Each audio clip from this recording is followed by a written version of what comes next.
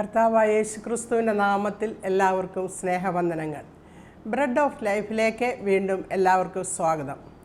ഇന്നത്തെ നമ്മുടെ ചിന്തയ്ക്കായിട്ട് ഉത്തമഗീതം 4-ാം അധ്യായത്തിൻ്റെ 16-ാം വാക്യം വായിക്കാം. ഉത്തമഗീതം 4:16 വാക്യം. വടതിക്കാറ്റെ ഉണരുക, തെന്നിക്കാറ്റെ വരിക, എൻ്റെ തോട്ടത്തിൽ നിന്ന് സുഗന്ധം വീശേണ്ടതിന് അതിന്മേൽ ഊതുക. എൻ്റെ പ്രിയൻ തൻ്റെ തോട്ടത്തിൽ വന്ന് അതിലെ വിശിഷ്ട ഫലം ഭുജിക്കട്ടെ. ഈ ഉത്തമഗീതം ബൈബിളിലെ ഒരു മനോഹരമായ ഒരു പ്രേമഗീതമാണ്. ഇതിനകത്ത് ശലോമോൻ എഴുതിയതാണ് ഈ ഉത്തമഗീതം. ഇതിനകത്ത് പ്രതിപാദിച്ചിരിക്കുന്നത് ശൂലേമി എന്ന ഇടയ കനികയുടെയും അവളുടെ പ്രിയൻ്റെയും കഥയാണ്. അവർ തമ്മിലുള്ള പ്രേമബന്ധമാണ് ഇവിടെ കാണിച്ചിരിക്കുന്നത്. അവർ തമ്മിലുള്ള പ്രേമബന്ധമെന്ന് പറയുന്നത് യഹോവയായ ദൈവവും ഇസ്രയേലും തമ്മിലുള്ള ആത്മബന്ധത്തെ കാണിക്കുന്നു. അപ്പോൾ തന്നെ ഇന്ന് നമ്മൾ നോക്കുമ്പോൾ നമ്മുടെ മണവാളനായ ക്രിസ്തുവിനെയും സഭയുടെ മണവാളനായ ക്രിസ്തുവും സഭയും തമ്മിലുള്ള ബന്ധത്തെയാണ് കാണിക്കുന്നത്. അപ്പോൾ ഈ ശൂലേംകാരത്തി സ്ത്രീ സഭയുടെ പ്രതീകമായിട്ട് നിൽക്കുന്നത് കാണാം. നമ്മുടെ സഭാ മണവാളനായ കർത്താവാണ് കാന്തൻ. ആത്മീയരായിട്ടുള്ളവർ ഈ ഗീതത്തെ നോക്കുമ്പോൾ മനസ്സിലാക്കുവാൻ കഴിയും, സഭയും കർത്താവുമായിട്ടുള്ള ആ ആത്മീയ സ്നേഹത്തെയാണ് കാണിക്കുന്നതെന്ന് മനസ്സിലാക്കുവാൻ കഴിയും. 2 കൊരിന്ത്യർ 11-ാം അധ്യായത്തിൻ്റെ 2-ാം വാക്യത്തിൽ പറയുന്നു, ക്രിസ്തു എന്ന ഏക പുരുഷനെ നിങ്ങളെ നിർമ്മല കന്യകയായി ഏൽപ്പിക്കാൻ വിവാഹ നിശ്ചയം ചെയ്തിരിക്കുന്നുവെന്ന്. അപ്പോൾ ക്രിസ്തു എന്ന ഏക പുരുഷനെ നമ്മളെ സഭയെ നിർമ്മല കന്യകയായി ഏൽപ്പിക്കാൻ വിവാഹ നിശ്ചയം ചെയ്തിരിക്കുന്നുവെന്ന്. അപ്പോൾ നമ്മൾ വിവാഹ നിശ്ചയം കഴിഞ്ഞവരാണ്. കർത്താവിനെ നമ്മൾ രക്ഷിതാവായിട്ട് സ്വീകരിച്ച് കഴിഞ്ഞപ്പോൾ നമ്മൾ ആത്മ മണവാളനുമായിട്ടുള്ള വിവാഹ നിശ്ചയം കഴിഞ്ഞു. ഇനി ശേഷം വിവാഹമുണ്ട്, സഭയും ക്രിസ്തുവുമായിട്ടുള്ളത്. നമുക്ക് റെവലേഷൻ 19-ാം അധ്യായത്തിലൊക്കെ തൻ്റെ കാന്തയും തന്നെത്താൻ ഒരുങ്ങിയിരിക്കുന്നു, അവൾ വിവാഹ വസ്ത്രം ധരിച്ചിരിക്കുന്നു എന്നൊക്കെ റെവലേഷൻ 19-ാം അധ്യായത്തിൽ പറയുന്നുണ്ട്. ഇവിടെ നമ്മൾ നോക്കുമ്പോൾ ഇവിടുത്തെ വിഷയം, ഈ പുസ്തകത്തിലെ വിഷയം സ്നേഹമാണ്, പ്രേമമാണ്, പ്രേമബന്ധത്തെയാണ് കാണിക്കുന്നത്. സഭയും ഇവിടെ ഇടയ ചെറുക്കനും ഈ ശൂലേമി ആയ ഇടയത്തിയും തമ്മിലുള്ള ആ പ്രേമബന്ധത്തെ സഭയും ക്രിസ്തുവുമായിട്ടുള്ള ആത്മീയ ബന്ധത്തോടെ ഇവിടെ കാണിക്കുന്നതായിട്ട് ഈ പുസ്തകം പഠിക്കുമ്പോൾ നമുക്ക് മനസ്സിലാക്കുവാൻ കഴിയും. അപ്പോൾ ഈ ഇടയ കന്യക തന്നെ പറയുന്നുണ്ട്, ഉത്തമഗീതം 2-ാം അധ്യായത്തിൻ്റെ 4-ാം വാക്യത്തിൽ പറയുന്നുണ്ട്, അവൻ എൻ്റെ മീതെ പിടിച്ച കൊടി സ്നേഹത്തിൻ്റെ കൊടിയായിരുന്നുവെന്ന്. ഇടയ കന്യക അവൾക്ക് പ്രിയനുള്ള സ്നേഹത്തെയും പ്രിയന് അവളോടുള്ള സ്നേഹത്തേക്ക് ഈ പുസ്തകത്തിൽ വിവരിക്കുന്നുണ്ട്. ആ സ്നേഹത്തെപ്പറ്റി പറയുമ്പോൾ അവൾ പറയുന്നുണ്ട്, അവൻ എന്നെ വീഞ്ഞു വീട്ടിലേക്ക് കൊണ്ടുപോയി, എൻ്റെ മേൽ പിടിച്ച കൊടി സ്നേഹമായിരുന്നുവെന്ന് അവൾ പറയുന്നു. വീണ്ടും അവളുടെ പ്രിയനോടുള്ള സ്നേഹം കണ്ടുകൊണ്ട് യെരുശലേം പുത്രിമാർ അവളോട് ഇടയ കന്യകയായ ശൂലേംകാരത്തിയോട് ചോദിക്കുന്നുണ്ട്, സ്ത്രീകളിൽ സുന്ദരിയായുള്ളോളെ, നിന്റെ പ്രിയനെ നീ എപ്പോഴും ഞങ്ങളോട് അവൻ്റെ സ്നേഹത്തെപ്പറ്റി പറഞ്ഞ് ആണയിടേണ്ടതിന് നിൻ്റെ പ്രിയനെ മറ്റു പ്രിയന്മാരെ കാട്ടി എന്ത് ശ്രേഷ്ഠതയാണുള്ളത് എന്ന്. അപ്പോൾ ആ ഇടയ കന്യക പറയുന്നു, എൻ്റെ പ്രിയനോ അവൻ വെണ്മയും ചുവപ്പും ഉള്ളവൻ 10,000-ങ്ങളിൽ അതിശ്രേഷ്ഠനെന്ന് അവിടെ പറയുന്നു. പ്രിയപ്പെട്ടവരെ, അപ്പോൾ ഈ ഇടയ കന്യകയെ കാണിക്കുന്നത് സഭയാണെന്ന് ഞാൻ പറഞ്ഞല്ലോ, അല്ലെങ്കിൽ വിശ്വാസികളായ നമ്മെ ഓരോരുത്തരെയുമാണ് ഇവിടെ പറഞ്ഞിരിക്കുന്നത്. അപ്പോൾ നമുക്ക് പറയാൻ കഴിയുമോ, അവൻ എന്നെ വീഞ്ഞു വീട്ടിലേക്ക് കൊണ്ടുപോയി, എൻ്റെ മേൽ പിടിച്ച കൊടി സ്നേഹമായിരുന്നുവെന്ന്. കർത്താവ് തന്നത്തിന് യാഗമായി കാൽവറിയിൽ ഏൽപ്പിച്ചിട്ട് നമ്മളെ വീണ്ടെടുത്തു. അവൻ്റെ സ്നേഹം നമ്മളോട് അവൻ പ്രദർശിപ്പിച്ചു. നമ്മുടെ കർത്താവ് നമ്മുടെ മേൽ പിടിച്ച കൊടി സ്നേഹത്തിൻ്റെ കൊടിയായിരുന്നു. അപ്പോൾ ഇടയച്ചെറുക്കൻ പറയുന്നുണ്ട്, തൻ്റെ ഇടയ കന്യകയെ തൻ്റെ പ്രിയയെപ്പറ്റി പറയുന്നുണ്ട്, ഉത്തമഗീതം 4:9 പറയുന്നു, എൻ്റെ സഹോദരി, എൻ്റെ കാന്തേ, നീ എൻ്റെ ഹൃദയം അപഹരിച്ചിരിക്കുന്നു എന്ന്. എൻ്റെ സഹോദരി, എൻ്റെ കാന്തേ, നീ എൻ്റെ ഹൃദയം അപഹരിച്ചിരിക്കുന്നുവെന്ന്. എങ്ങനെയാണ് അവൾ ആ ഇടയച്ചെറുക്കൻ്റെ തൻ്റെ പ്രിയൻ്റെ ഹൃദയം അപഹരിച്ചത്? സ്നേഹത്താൽ അപഹരിച്ചിരിക്കുന്നു. സ്നേഹത്താൽ എൻ്റെ ഹൃദയം നീ അപഹരിച്ചിരിക്കുന്നുവെന്ന് അവിടെ ഇടയച്ചെറുക്കൻ തൻ്റെ കാന്തയെക്കുറിച്ച് പറയുകയാണ്. നമുക്ക് നമ്മുടെ കാന്തനായ നമ്മുടെ കർത്താവിൻ്റെ ഹൃദയത്തെ അപഹരിക്കുവാൻ കഴിയും.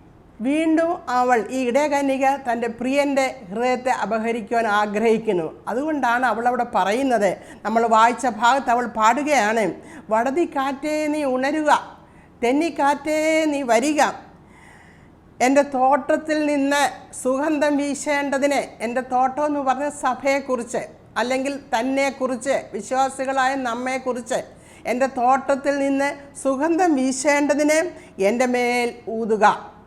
എൻ്റെ പ്രിയൻ തൻ്റെ തോട്ടത്തിൽ വന്ന് അതിലെ വിശിഷ്ടഫലം ഭജിക്കട്ടെ. എൻ്റെ പ്രിയൻ തൻ്റെ തോട്ടത്തിൽ, നേരത്തെ പറഞ്ഞത് എൻ്റെ തോട്ടത്തിൽ വന്ന് എന്ന്, ഇപ്പോൾ പറയുന്നു എൻ്റെ പ്രിയൻ തൻ്റെ തോട്ടത്തിൽ വന്ന് വിശിഷ്ടഫലം ഭുജിക്കട്ടെ എന്ന് പറയുന്നു. അപ്പോൾ സ്നേഹം കൊണ്ട് തൻ്റെ കാന്തൻ്റെ ഹൃദയം അപഹരിച്ചത് പോരാഞ്ഞിട്ടും അവൾക്ക് വീണ്ടും ആ തൻ്റെ കാന്തൻ്റെ ഹൃദയത്തിലായിരിക്കുവാൻ, കാന്തനിൽ തന്നെ ആയിരിക്കുവാൻ അവൾ ആഗ്രഹിച്ചുകൊണ്ട് പറയുവാണ്, വടതിക്കാറ്റേ നീ ഉണരുക, നീ ഉണർന്ന് എൻ്റെ മേൽ എത്രയും പെട്ടെന്ന് നീ എൻ്റെ മേൽ വീശുക. തെന്നിക്കാറ്റേ നീ എൻ്റെ മേൽ, അവിടെ പറഞ്ഞ തെന്നിക്കാറ്റേ നീ വരിക, നീ എൻ്റെ തോട്ടത്തിലൊന്ന് വീശ്, സഭയാകുന്ന തോട്ടത്തിൽ, അല്ലെങ്കിൽ എന്നിൽ നീ ഒന്ന് വീശുക. എന്തിനാ വീശുന്നത്? എന്നിൽ നിന്ന് സൗരഭ്യമുണ്ടാകേണ്ടതിന്. എപ്പോഴാണ് സൗരഭ്യം ഉണ്ടാവുന്നത്? ഫലങ്ങൾ പുറപ്പെടുവിക്കുമ്പോൾ എന്നിൽ നിന്ന് സൗരഭ്യമുണ്ടായി എല്ലാ പ്രദേശത്തും അത് സ്പ്രെഡ് ചെയ്തുകൊണ്ടിരിക്കും. എൻ്റെ പ്രിയനു വേണ്ടി സൗരഭ്യം പടർത്തുവാൻ ഈ തെന്നിക്കാറ്റേ, വടതിക്കാറ്റ് എൻ്റെ മേൽ ഊതുക എന്ന് പറയുന്നു. അപ്പോൾ ഈ കാറ്റ് കാണിക്കുന്നത് പരിശുദ്ധാത്മാവിനെയാണല്ലോ. അപ്പോൾ ആദ്യം പറഞ്ഞു വടതിക്കാറ്റ് ഉണരുക. ഈ വടതിക്കാറ്റ്, നോർത്ത് വിൻഡിന് ഒരു സവിശേഷതയുണ്ട്. നമ്മൾ ഈ ബൈബിൾ പഠിക്കുമ്പോൾ നമുക്ക് മനസ്സിലാകും, പലസ്തീൻ രാജ്യത്ത് 4 തരത്തിലുള്ള കാറ്റുണ്ടായിരുന്നു, വീശുമായിരുന്നു. North wind, south wind, east wind and west wind. ഈ 4 കാറ്റുകളും കാണിക്കുന്നത് ദൈവത്തിനും മനുഷ്യരോടുള്ള ഓരോ അവസ്ഥകളിൽ ദൈവത്തിനും മനുഷ്യരോടുള്ള ഇടപാട്, ഇൻറ്ററാക്ഷനെയാണ് കാണിച്ചിരുന്നത്. അപ്പോൾ നോർത്ത് വിൻഡ് കാണിക്കുന്നത് നല്ല ക്ലൈമറ്റ്, ഫെയർ ക്ലൈമറ്റിനെയാണ് കാണിക്കുന്നത്. അത് കാണിക്കുന്നത് പരിശുദ്ധാത്മാവിൻ്റെ പ്രവൃത്തി. ആ പ്രവൃത്തി എന്ന് പറയുന്നത് നമുക്ക് സന്തോഷവും നമുക്ക് സമാധാനവും വിജയവും വിടുതലും ഒക്കെ തരുന്ന ഒരവസ്ഥ. അപ്പോൾ നമുക്ക് ആങ്സൈറ്റി ഒന്നും ഇല്ലാത്ത, അങ്ങനെ അധികം സ്ട്രെസ്സൊന്നും ഇല്ലാത്ത സാഹചര്യങ്ങൾക്കെല്ലാം നമുക്ക് അനുകൂലമായി, അല്ലെങ്കിൽ എല്ലാ സാഹചര്യങ്ങളും നമ്മളെ കൺട്രോളിൽ നിൽക്കുന്ന ഒരവസ്ഥ. ആ ഒരവസ്ഥയാണ് വടക്കൻ കാറ്റ്, നോർത്ത് വിൻഡ് റെപ്രസെൻ്റ് ചെയ്യുന്നത്. അപ്പോൾ ഇവൾ പറയുകയാണ്, അല്ലയോ വടതിക്കാറ്റേ, നീ എൻ്റെ മേൽ നീ ഒന്ന് ഉണരുക, എന്നിട്ട് എൻ്റെ മേലൊന്ന് വീശുക എന്ന്. വീണ്ടും അവൾ പറഞ്ഞു, തെന്നിക്കാറ്റേ നീ വരിക. തെക്കൻ കാറ്റ് നീ നോർത്തേൺ വിൻഡ് മാത്രം, വടക്കൻ കാറ്റ് മാത്രം പോരാ, തെക്കൻ കാറ്റ് നീ എൻ്റെ മേൽ വരിക. തെക്കൻ കാറ്റ് കാണിക്കുന്നത് അത് ചൂടിനെയാണ്. വളരെ ചൂടേറിയ അനുഭവങ്ങളെയാണ് തെക്കൻ കാറ്റ് കാണിക്കുന്നത്. നമുക്ക് ലൂക്കോസിൻ്റെ സുവിശേഷം 12-ാം അധ്യായത്തിൻ്റെ 35-ാം വാക്യത്തിൽ ഇങ്ങനെ എഴുതിയിട്ടുണ്ട്, തെക്കൻ കാറ്റ് ഊതുന്നത് കണ്ടാലോ അത്യുഷ്ണം ഉണ്ടാകും എന്ന് പറയുന്നു. അത് സംഭവിക്കുകയും ചെയ്യുന്നു. അപ്പോൾ തെക്കൻ കാറ്റ് കൊണ്ടുവരുന്നത് വളരെ ഉഷ്ണമേറിയ, വളരെ ചൂടേറിയ ഒരനുഭവത്തെയാണ് തെക്കൻ കാറ്റ് കൊണ്ടുവരുന്നത്. ഈ തെക്കൻ കാറ്റ് അടിക്കുമ്പോൾ ചൂടേറിയ അനുഭവങ്ങൾ, പ്രശ്നങ്ങൾ, പ്രയാസങ്ങൾ, പരാജയങ്ങൾ, വേദനകൾ, രോഗങ്ങൾ, ഇതെല്ലാം ഈ തെക്കൻ കാറ്റ് കൊണ്ടുവരും. ചൂടേറിയ അനുഭവങ്ങൾ, ജീവിതത്തിൽ ചൂടനുഭവിക്കുന്ന ജീവിതത്തിൽ പ്രശ്നങ്ങളുടെ അഭിമുഖീകരിക്കത്തക്ക തരത്തിലുള്ള ഒരവസ്ഥകളിൽ കൂടി പരിശുദ്ധാത്മാവ് നമ്മളെ കടത്തിക്കൊണ്ടു പോകും. അപ്പം അങ്ങനെയുള്ളൊരു അവസ്ഥയാണ് ഈ തെന്നിക്കാറ്റ് കൊണ്ടുവരുന്നത്. എന്നാൽ അവൾ പറയുകയാണ്, ഈ 2 കാറ്റും എൻ്റെ മേലെ അടിച്ചെങ്കിൽ മാത്രമേ എനിക്ക് സുഗന്ധം വീശുവാൻ പറ്റുകയുള്ളൂ എന്ന്, എങ്കിൽ മാത്രമേ എന്നിൽ ഫലമുണ്ടാകുകയുള്ളൂ എന്ന് ഈ ഇടയകന്യക, കാരണം ഈ ഫലം കൊടുത്ത് വേണം, ഈ സുഗന്ധം വീശ് വേണം തൻ്റെ പ്രിയൻ്റെ ഹൃദയത്തെ വീണ്ടും കവരുവാൻ അവളെ ആഗ്രഹിക്കുന്നു. അവൾ പറയുവാണ്, അപ്പോൾ നമ്മുടെ ജീവിതത്തിൽ വരുന്ന കഷ്ടതകൾ, പരാജയങ്ങൾ, ഒറ്റപ്പെടുത്തലുകൾ, നിന്ദകളെ, മാറ്റി നിർത്തൽ, ഇതൊക്കെ നമ്മുടെ ജീവിതത്തിൽ വരുമായിരിക്കും. എന്നാൽ ഇതെല്ലാം കൂടെ ആ സന്തോഷത്തിൻ്റെ അനുഭവങ്ങൾ മാത്രമല്ല, ഇതെല്ലാം കൂടെ വരുമെങ്കിൽ മാത്രമേ നമ്മളിൽ നിന്ന് സൗരഭ്യം വീശുകയുള്ളൂ എന്ന് നമുക്ക് മനസ്സിലാക്കുവാൻ കഴിയും. നമ്മുടെ കർത്താവ് മരുഭൂമിയിലേക്ക് ആത്മാവ് വഴി നടത്തിയാണ് ദൈവത്തിൻ്റെ വചനം. ആത്മാവ് അവനെ മരുഭൂമിയിലേക്ക് വഴി നടത്തി. പരിശുദ്ധാത്മാവ് നമ്മുടെ കർത്താവിൻ്റെ സ്നാനം കഴിഞ്ഞ് മരുഭൂമിയിലേക്ക് വഴി നടത്തി. മരുഭൂമിയിൽ പിശാചിനാൽ അവിടെ പരീക്ഷിക്കപ്പെട്ടു. എന്നാൽ അവിടെ എഴുതിയിട്ടുണ്ട്, ദൂതന്മാർ അവന് ശുശ്രൂഷിച്ചു പോന്നുവെന്ന്.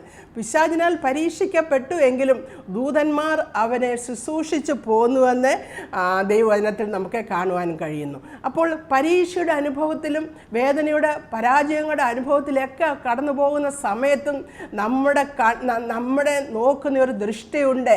നമുക്ക് വേണ്ടി പ്രവർത്തിക്കുവാൻ കാത്തിരിക്കുന്ന, നമ്മളെങ്ങനെയാണ് അവസരത്തിൽ നമ്മൾ റെസ്പോണ്ട് ചെയ്യുന്നത് എന്ന് നമ്മളെ നോക്കിക്കൊണ്ടിരിക്കുന്ന ദൃഷ്ടിയുണ്ട്. നമ്മുടെ കർത്താവ് ആ സമയങ്ങളെല്ലാം നമ്മളോട് കൂടെ കാണും. അപ്പോൾ പൗലോസ് അപ്പോസ്തലൻ തങ്ങളുടെ പ്രയാസങ്ങളെപ്പറ്റി പറയുന്നുണ്ട്.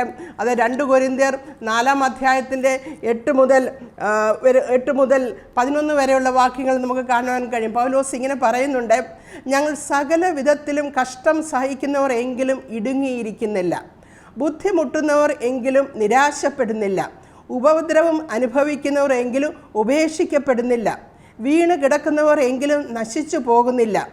യേശുവിൻ്റെ ജീവൻ ഞങ്ങളുടെ ശരീരത്തിൽ വെളിപ്പെടേണ്ടതിന് യേശുവിൻ്റെ മരണം ശരീരത്തിൽ എപ്പോഴും വഹിക്കുന്നു.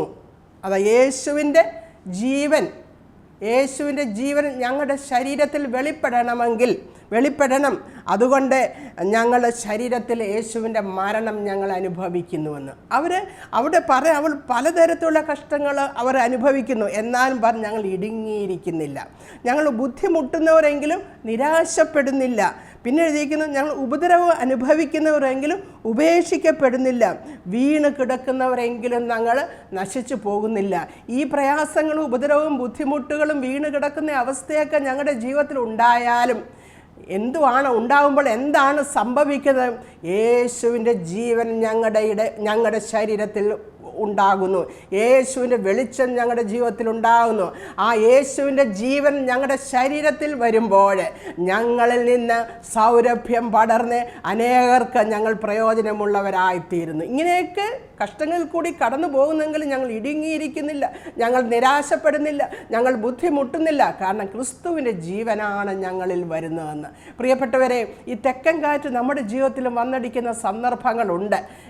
എന്നാൽ നമ്മളെ നോക്കുന്ന ഒരു കണ്ണ് ഉയരത്തിലുണ്ട്, നമ്മളെ സംരക്ഷിക്കുവാൻ ഒരു കണ്ണ് ഉയരത്തിലുണ്ട് എന്ന് നമ്മൾ ഓർക്കണം.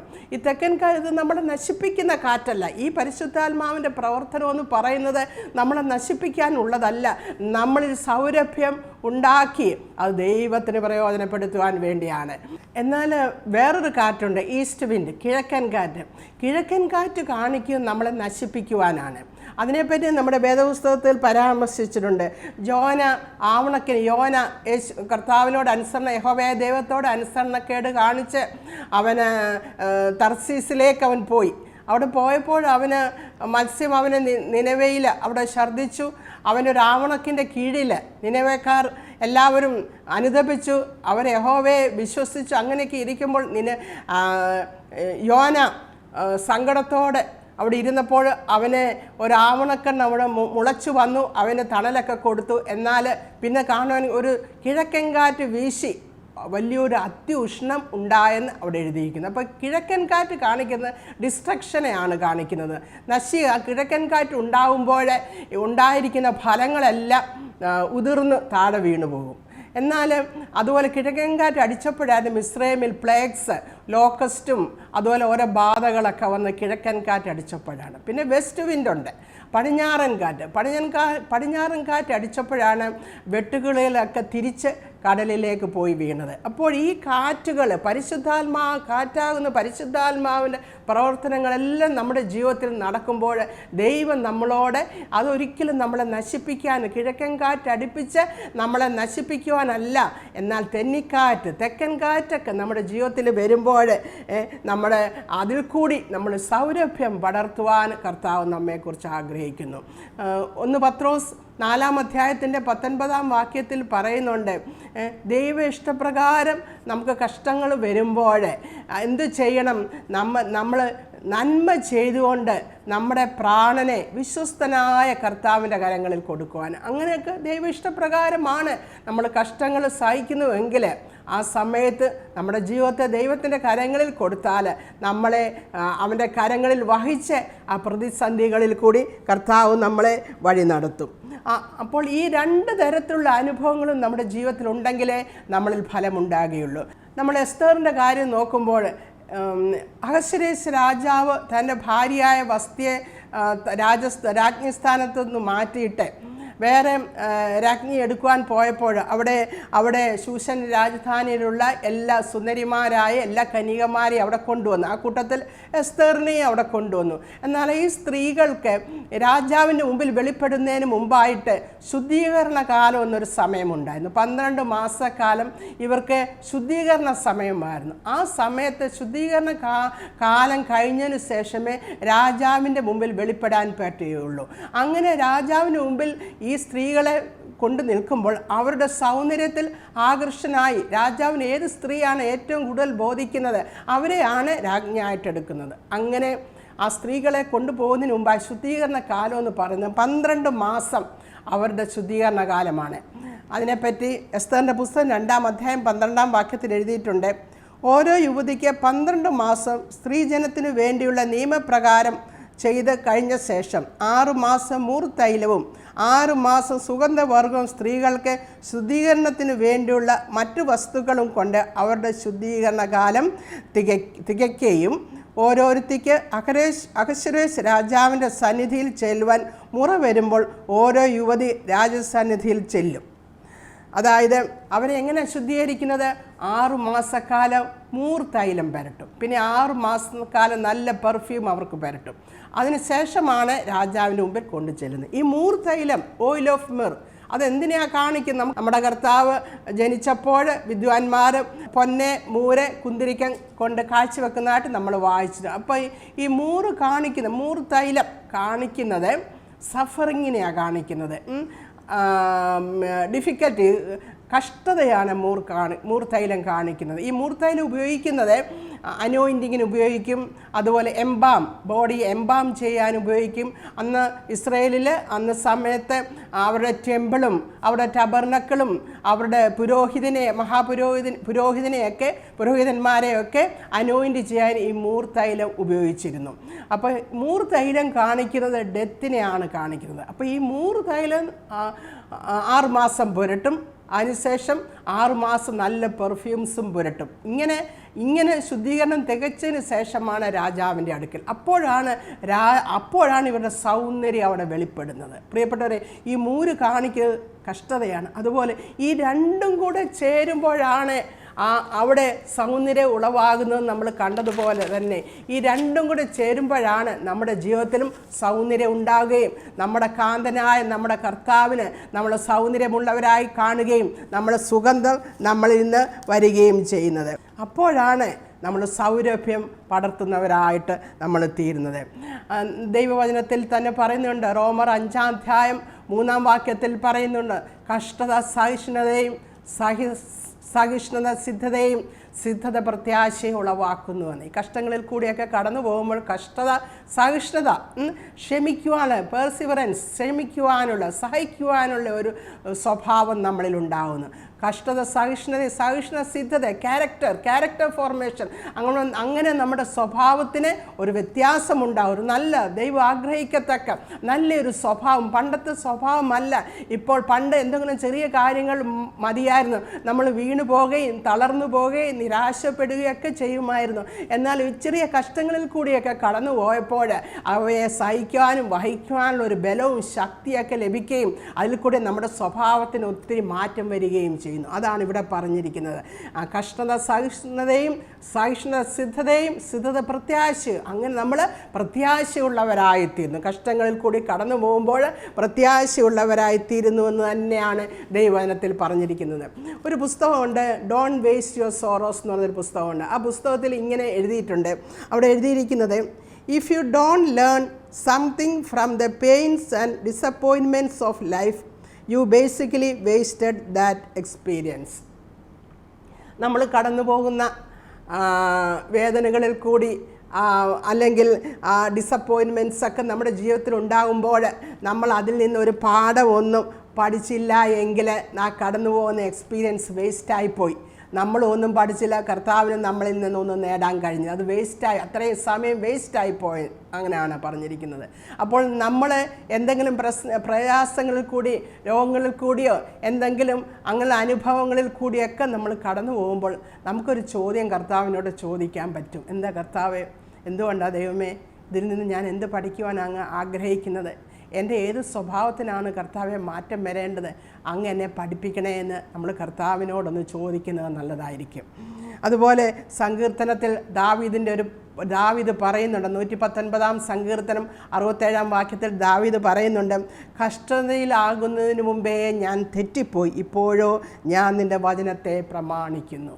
ഞാൻ കഷ്ടത വരുന്നതിന് മുമ്പ് ഞാൻ തെറ്റിപ്പോയി, ഇപ്പോഴും ഞാൻ നിൻ്റെ വചനത്തെ പ്രമാണിക്കുന്നു. ഈ കഷ്ടത വന്നതുകൊണ്ടാണ് ഈ വചനത്തെ പ്രമാണിക്കുവാൻ ഇടയായതെന്ന് ദാവീദ് പറയുന്നു. വീണ്ടും 119 വാക്യത്തിൽ പറയുന്നുണ്ട്, നിൻ്റെ ചട്ടങ്ങൾ പഠിപ്പാൻ തക്കവണ്ണം ഞാൻ കഷ്ടത്തിലായിരുന്നത് എനിക്ക് ഗുണമായി. നിൻ്റെ ചട്ടങ്ങൾ പഠിപ്പാൻ, ഈ കഷ്ടത്തിൽ കടന്നുപോയത് കൊണ്ടാണ് എനിക്ക് ചട്ടങ്ങൾ പഠിപ്പാൻ അത് കാരണമായി തീർന്നുവെന്ന്. അപ്പോൾ നമുക്ക് മുറിവേൽക്കുമ്പോൾ, നാം നിന്ദിക്കപ്പെടുമ്പോഴെല്ലാം അതിനകത്തുനിന്ന് കർത്താവെ എന്നെ ഒരു പാഠം, ഞാൻ എന്താണ് ഇതിനകത്തുനിന്ന് മനസ്സിലാക്കുവാനുള്ളൂ. ഇങ്ങനെയൊക്കെയുള്ള കഷ്ടങ്ങളിൽ കൂടിയൊക്കെ കടന്നു പോകുമ്പോഴാണ് നമ്മൾ കർത്താവിനെ പറ്റി കൂടുതലായിട്ട് നമുക്ക് മനസ്സിലാക്കുവാൻ കഴിയുന്നത്. വാച്ച്മാൻ നീ ഇങ്ങനെ പറയുന്നുണ്ട്, we never learn anything new about God except by adversity. We never learn anything new about God except by adversity. Adversities ഉണ്ടാകുമ്പോഴാണ് നമ്മൾ കർത്താവിന്, പ്രശ്നങ്ങളും പ്രയാസങ്ങളും ഉണ്ടാകുമ്പോഴാണ് നമ്മൾ കർത്താവിനെ പറ്റി പുതിയ പുതിയ കാര്യങ്ങൾ പഠിക്കുന്നത്. ഈ പ്രശ്നങ്ങളിൽ കൂടി കടന്നു പോകുമ്പോഴാണെന്ന്. പിന്നെ അതുപോലെ അലക്സാണ്ടർ മാക്ലാരൻ അദ്ദേഹം പറയുന്നത് ഇങ്ങനെയാണ്, every affliction comes with a message from the heart of God. എല്ലാ കഷ്ടതകളും നമുക്ക് കർത്താവിൻ്റെ ഹൃദയത്തിൽ നിന്ന് ഒരു മെസ്സേജ് നമുക്ക് കൊണ്ടുവരുമെന്ന്. നമ്മൾ ഈ ഇതിൽ കൂടിയൊക്കെ കടന്നു പോകുമ്പോൾ കർത്താവിൻ്റെ സ്നേഹവും കരുതലും ഒക്കെ നമുക്ക് അനുഭവിക്കാൻ കഴിയും. അങ്ങനെ കഴിയുമ്പോഴാണ് നമ്മൾ കർത്താവെ നീ ഇത്രയും സ്നേഹിക്കുന്നുണ്ട് എന്നെ, കർത്താവെ നീ കരുതുന്നവനാണല്ലോ, ഞാൻ കണ്ണുനീർ തൂകിയപ്പോൾ നീ മനസ്സലിഞ്ഞവനാണല്ലോ, കർത്താവെ എൻ്റെ പ്രയാസത്തിൽ നീ എനിക്ക് നീ ആശ്വാസദായകനാണല്ലോ, കർത്താവെ എൻ്റെ വേദനയിൽ നീ, എൻ്റെ രോഗത്തിൽ എനിക്ക് സൗഖ്യദായകനാണല്ലോ, ആശ്വാസദായകനാണല്ലോ, കർത്താവെ ഞാൻ അവിശ്വസ്തനായി തീർന്നിട്ടും നീ വിശ്വസ്തനായി എന്നോടുകൂടെ പാർത്തല്ലോ ദൈവമേ. അങ്ങനെ കർത്താവിനെ പറ്റി കൂടുതൽ അറിയുവാനും കർത്താവിനെ കൂടുതൽ അനുസരിക്കുവാനും കർത്താവിനെ കൂടുതൽ മനസ്സിലാക്കുവാനും സ്നേഹിക്കുവാനും ആശ്രയിക്കുവാനെല്ലാം ഈ സന്ദർഭങ്ങളിൽ നമുക്ക് മനസ്സിലാക്കുവാൻ കഴിയും. നമുക്ക് നമ്മുടെ ജീവിതത്തിൽ നമുക്ക് മനസ്സിലാക്കുവാൻ കഴിയും. ആ പെൺകുട്ടി പറയുകയാണ്, അല്ലയോ തെന്നിക്കാറ്റേ വടതിക്കാറ്റേ എൻ്റെ മേൽ നീ ഒന്ന് ഊതുക, എന്നിലൊന്ന് സൗരഭ്യമുണ്ടാകട്ടെ, എന്നിലൊന്ന് ഫലമുണ്ടാകട്ടെ, ഈ ഫലത്തിൽ നിന്ന് സൗരഭ്യം എല്ലായിടും പരക്കട്ടെ എന്ന് പറയുകയാണ്. അവൾ പറയുന്നു എൻ്റെ തോട്ടത്തിൽ, പിന്നെ പറയുന്നു എൻ്റെ പ്രിയൻ്റെ തോട്ടത്തിൽ എന്ന് പറയുന്നു, എൻ്റെ തോട്ടത്തിൽ, പിന്നെ പറയുന്നു അവൻ്റെ, ആദ്യം പറഞ്ഞു എൻ്റെ തോട്ടത്തിൽ എന്ന് പറയുന്നുണ്ട്, പിന്നെ പറയുന്നു എൻ്റെ പ്രിയൻ തൻ്റെ തോട്ടത്തിൽ. അതെന്താ കാരണം? നാം നമ്മുടെ കർത്താവിൻ്റേതും കർത്താവ് നമ്മുടേതുമാണ്. അവൾ വേറൊരു ഭാഗത്ത് പറയുന്നു, 7:11 പറയുന്നത്, ഞാൻ എൻ്റെ പ്രിയനുള്ളവൾ അവൻ്റെ ആഗ്രഹം എന്നോടാകുന്നു. ഞാൻ എൻ്റെ പ്രിയനുള്ളവൾ അവൻ്റെ ആഗ്രഹം എന്നോടാകുന്നുവെന്ന്. നമ്മളും നമ്മുടെ കർത്താവിനുള്ളവരാണ്. നമ്മുടെ കർത്താവിൻ്റെ ആഗ്രഹം നമ്മളോടാണ്. പിന്നെ അവൾ പറയുന്നുണ്ട്, അല്ലയോ അവൾ പറയുന്നു, എന്നെ ഒരു മുദ്രമോതിരമായി നിൻ്റെ ഹൃദയത്തിലും ഒരു മുദ്രമോതിരമായി നിൻ്റെ ഭുജത്തിലും എന്നെ വെക്കണമേ, വെച്ചുകൊള്ളണമേ. നിൻ്റെ ഹൃദയത്തിലും നിൻ്റെ ഭുജത്തിലും ഒരു മുദ്രമോതിരമായി എന്നെ വെച്ചുകൊള്ളണമേ എന്ന് അവൾ അവിടെ പറയുന്നു. നമ്മളെ കർത്താവ് തിരഞ്ഞെടുക്കുന്നതിന് മുമ്പേ നമ്മളെ അവൻ്റെ ഹൃദയത്തിൽ നാം ഉണ്ടായിരുന്നു. അത് തന്നെയല്ല യെശയ്യാവ് 49:16 പറയുന്നു, ഇതാ ഞാൻ നിന്നെ എൻ്റെ ഉള്ളം കയ്യിൽ വരച്ചിരിക്കുന്നു. ഉള്ളം കയ്യിൽ എൻഗ്രേവ് ചെയ്തിരിക്കുന്നുവെന്ന്. ഉള്ളം കയ്യിൽ വരച്ചിരിക്കുന്നു. നമ്മുടെ സെക്യൂരിറ്റിയാണ് കാണിക്കുന്നത്. അപ്പോൾ നമ്മുടെ കർത്താവിൻ്റെ ഭുജത്തിലും കർത്താവിൻ്റെ ഹൃദയത്തിലും ഇരിക്കുന്ന നമ്മളെ ഇങ്ങനെയുള്ള പ്രശ്നങ്ങളിൽ കൂടി കടന്നു പോകുമ്പോൾ നമ്മൾ വീണു പോവുകയോ നമ്മൾ നശിച്ചു പോവുകയോ ചെയ്യുന്നില്ല. അപ്പോൾ അതിന് പകരമായി നമ്മൾ ഇന്ന് സൗരഭ്യം വരുവാൻ കർത്താവ് നമ്മളെ സഹായിക്കുന്നു. ഈ ഇടയകന്യക സൗരഭ്യം പടർത്തുവാൻ ആഗ്രഹിക്കുന്നു. എന്നാൽ നമ്മുടെ കർത്താവിൻ്റെ കാന്തയായ നാം നമ്മുടെ കർത്താവിന് വേണ്ടി സൗരഭ്യം പടർത്തുവാൻ നമ്മൾ ആഗ്രഹിക്കുന്നവരാണോ? ഇതിങ്ങനെയൊക്കെയുള്ള സന്ദർഭങ്ങളിലെല്ലാം കർത്താവിൻ്റെ കരം നമ്മളോട് കൂടെ തന്നെ ഉണ്ടായിരിക്കും. ജോസഫ് കാരാഗ്രഹത്തിലായിരുന്നപ്പോൾ അവിടെ എഴുതിയിട്ടുണ്ട്, ജോസഫിൻ്റെ കൂടെ യഹോവയായ ദൈവം ഉണ്ടായിരുന്നു. ദൈവത്തിൻ്റെ കൃപ അവിടുത്തെ കാരാഗ്രഹ പ്രമാണിക്കൊക്കെ അവനോട് കൃപ തോന്നി. ആ ബദ്ധന്മാരുടെയൊക്കെ തലവനാക്കി അവരെ നോക്കുന്ന കാര്യവിചാരകനാക്കി അവനെ തീർത്തു. അവൻ അഴിക്കുള്ളിൽ കിടന്നെങ്കിലും കാരണം എന്താ? ദൈവം അവനോട് കൂടെ ഉണ്ടായിരുന്നു. പ്രിയപ്പെട്ടവരെ, നമ്മൾ സൗരഭ്യം പടർത്തുന്നവരായി തീരുവാൻ നമ്മളിന്ന് കർത്താവ് ആഗ്രഹിക്കുന്നു. ആ സൗരഭ്യം പടർത്തുന്നവരാണോ നാം കർത്താവിൻ്റെ സൗരഭ്യം പടർത്തുന്നവരാണോ?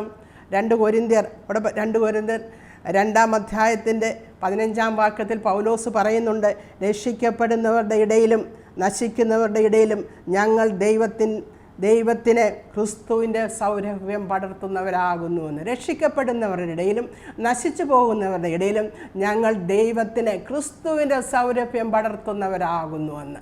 എല്ലാവരുടെ ഇടയിലും ഞങ്ങൾ ക്രിസ്തുവിന് വേണ്ടി യേശുവിൻ്റെ സൗരഭ്യം ഞങ്ങളുടെ ജീവിതത്തിൽ കൂടി ഞങ്ങളുടെ ശുശ്രൂഷയിൽ കൂടി കർത്താവിൻ്റെ സൗരഭ്യം പടർത്തുന്നവരാണെന്ന് പൗലോസ് അവിടെ പറയുന്നു. നമ്മുടെ കർത്താവ് പിതാവായ ദൈവത്തിൻ്റെ സൗരഭ്യം പടർത്തി. നമ്മുടെ സൗരഭ്യമാണോ പടർത്തുന്നത്, അതോ നമ്മുടെ കർത്താവിൻ്റെ സൗരഭ്യമാണോ പടർത്തുന്നത്? കർത്താവിൻ്റെ സൗരഭ്യം പടർത്തുവാൻ നല്ല ഫലം നമ്മളിലുണ്ടായി. കർത്താവിൻ്റെ സൗരഭ്യം വളർത്തുവാൻ കർത്താവ് നമ്മളിൽ നിന്ന് ആഗ്രഹിക്കുന്നു. നമുക്ക് കർത്താവിൻ്റെ സൗരഭ്യം പടർത്തുവാൻ കഴിയുന്നുണ്ടോ? നമുക്ക് കർത്താവിൻ്റെ പത്രമാകുവാൻ കഴിയുന്നുണ്ടോ? നമ്മൾ കർത്താവിൻ്റെ പത്രമായി തീരുന്നുണ്ടോ? നമ്മൾ കർത്താവിൻ്റെ സ്നേഹത്തെ പ്രദർശിപ്പിക്കുവാൻ നമുക്ക് കഴിയുന്നുണ്ടോ?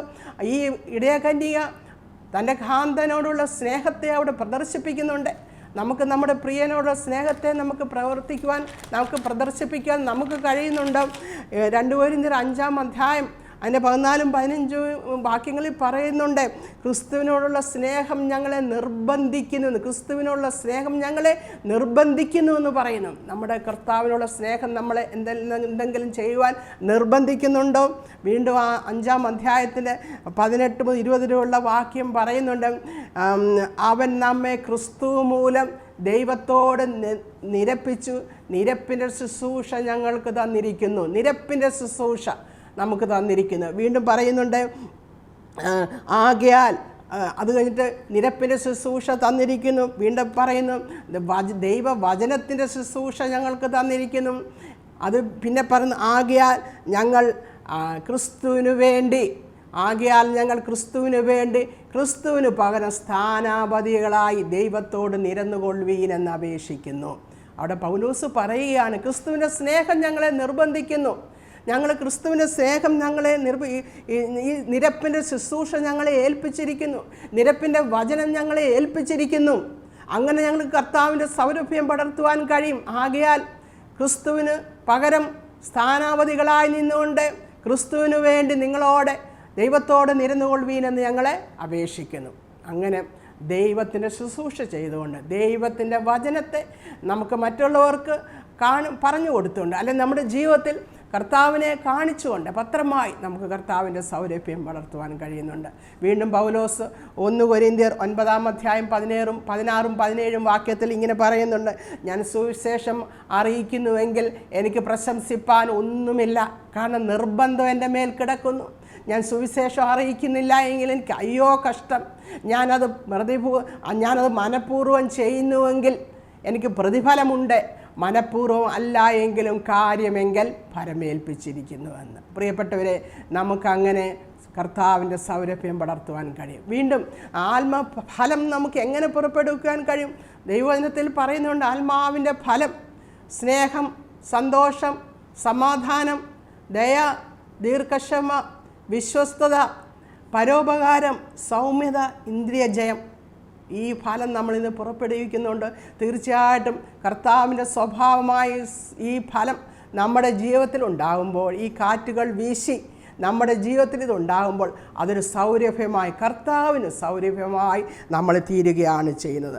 അതുകൊണ്ട് ആ പെൺകുട്ടി കാന്ത പറയുകയാണ്, അയ്യോ വടതിക്കാറ്റ് എൻ്റെ മേൽ ഊതുക, തെന്നിക്കാറ്റ് എൻ്റെ മേൽ ഊതുക, ഞാൻ സൗരഭ്യം പടർത്തേണ്ടതിന് എൻ്റെ മേൽ ഊതുക, എന്നിൽ നിന്നുള്ള ഫലം അവൻ വന്ന് എന്നിൽ നിന്നുള്ള ഫലം ഭുജിക്കട്ടെ എന്ന്. കർത്താവുമായിട്ടുള്ള കമ്മ്യൂണിക്കേഷൻ, കർത്താവുമായിട്ടുള്ള ഫെലോഷിപ്പ് നമ്മളിൽ ഉണ്ടാകുവാൻ വേണ്ടി, ഈ സൗരഭ്യം പടർത്തുവാൻ വേണ്ടി നമ്മുടെ ജീവിതത്തെ നമ്മുടെ ദൈവകരങ്ങളിൽ സമർപ്പിക്കാം. നമ്മുടെ മേൽ കർത്താവ് പിടിച്ചത് സ്നേഹത്തിൻ്റെ കൊടിയായിരുന്നു. നമ്മുടെ പ്രിയൻ, നമ്മുടെ കർത്താവ് 10,000-ങ്ങളിൽ അതിശ്രേഷ്ഠനാണ്, വെണ്മയും ചുവപ്പുള്ളവനാണ്. ആ 10,000-ങ്ങളിൽ അതിശ്രേഷ്ഠനായ കർത്താവിനെ എൻ്റെ പാതകളെ പിന്തുടർന്ന് അവൻ്റെ സൗരഭ്യം പടർത്തുന്നവരായി കർത്താവിൻ്റെ പത്രമായി ശോഭിക്കുവാൻ കർത്താവ് നമ്മളെ ഇടയാക്കട്ടെ. ദാവീദ് പറയുന്നുണ്ട്, he delivered me because he delighted in me. അവൻ എന്നിൽ പ്രസാദിച്ചതുകൊണ്ട് അവൻ എന്നെ വിടിവിച്ചു എന്ന്. നമ്മളിൽ ദൈവം പ്രസാദിക്കുന്നുണ്ടോ? കർത്താവിൻ്റെ സൗരഭ്യം പടർത്തുവാൻ നമ്മുടെ ജീവിതത്തെ സമർപ്പിക്കാം. ഈ വചനങ്ങളാൽ ദൈവം നമ്മളെ അനുഗ്രഹിക്കുമാറാകട്ടെ. ആമേൻ. നമുക്ക് ഒരു നിമിഷം പ്രാർത്ഥിക്കാം.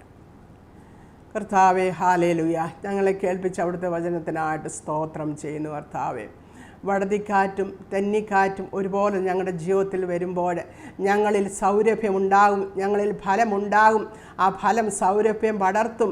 അത് ദൈവമേ, കർത്താവെ, അങ്ങനെ ഞങ്ങളുടെ ജീവിതത്തിൽ സൗരഭ്യം, ക്രിസ്തുവിന് സൗരഭ്യം പടർത്തുന്നവരായി ഞങ്ങളെ തീർക്കണമേ. ക്രിസ്തുവിൻ്റെ സൗരഭ്യം പടർത്തുന്നവരായി ഞങ്ങളെ തീർക്കണമേ. അതിനുവേണ്ടി കർത്താവെ ഞങ്ങളുടെ ജീവിതത്തെ സമർപ്പിക്കുന്നു. പ്രാർത്ഥന കേട്ടതിനെ ഓർത്ത് സ്തോത്രം. കർത്താവായ യേശു ക്രിസ്തുവിൻ്റെ നാമത്തിൽ തന്നെ ആമേൻ. ദൈവം അനുവദിച്ചാൽ നമുക്ക് വീണ്ടും കാണാം.